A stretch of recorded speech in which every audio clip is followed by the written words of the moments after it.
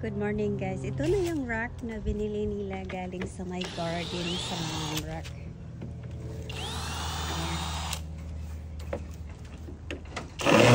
Oh, I have eggplant from my neighbors. Hala guys. Thank you. Thank you guys. Okay. So nilagay nila yung stone dyan. And then iginulgulong dito pababa. Dyan. Para magaan. Hi Joyce! How are you? It's our neighbor. Then ito, dyan nilagay yung mga stone. Ito na yung project niya. Ito na. Yan.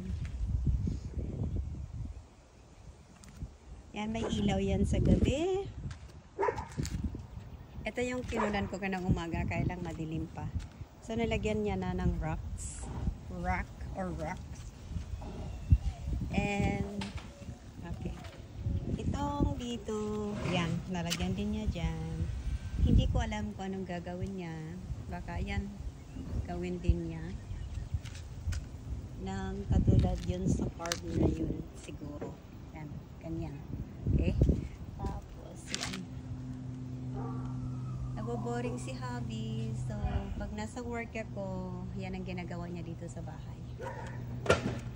Okay. Yung neighbor ko naman, ang bait. Tinutulungan siya. Yan, nagtutulungan sila. Yan. Okay, yeah.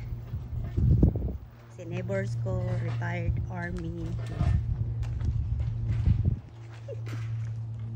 That's heavy. How's Joyce doing? She's okay? Alright. Okay, so ito yung mga stone. Ito yung tinatawag na river stone, diba? Wow, ang bigat pala. So nilagay ito ng forklift driver para lang ilagay dyan sa sasakyan. Okay guys, ito lang ma-share ko sa inyo sa ngayon. Hindi pa, ay sorry. Tapos yan yung mga halaman. Okay, bye for now and thank you guys. Good morning.